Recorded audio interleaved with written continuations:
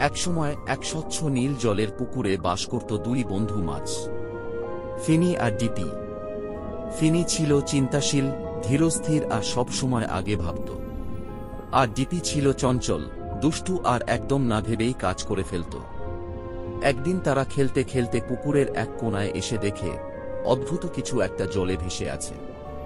DP চোখ বড় করে বলে উঠল, ওইটা কি? চলো তো দেখি। ফিনি একটু চিন্তা করে বলে, ধীরে, আগে বুঝতে দাও ওটা নিরাপদ কিনা। কিন্তু ডিপি কারও কথা শোনে না, দৌড়ে সাঁতরে যায় সেই দিকে। আর হঠাৎ করেই ঝাঁপ! ডিপি একটা জালে আটকে যায়। ডিপি ছটফট করে ভয় পেয়ে বলে, ফিনি, আমাকে বাঁচাও। ফিনি ভয়ে থমকে যায়, কিন্তু সে হাল ছাড়ে না।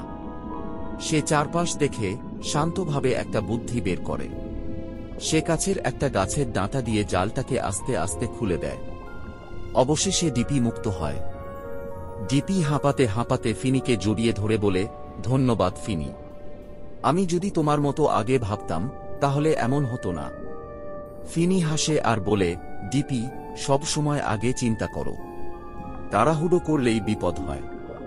এইভাবেই দুই বন্ধু আবার একসাথে খেলে, কিন্তু এবার ডিপি একটু বেশি বুঝে শুনে চলে। আর এই গল্প আমাদের শিখায়, কাজ করার আগে ভাবা উচিত, না হলে বিপদ ঘটতে পারে।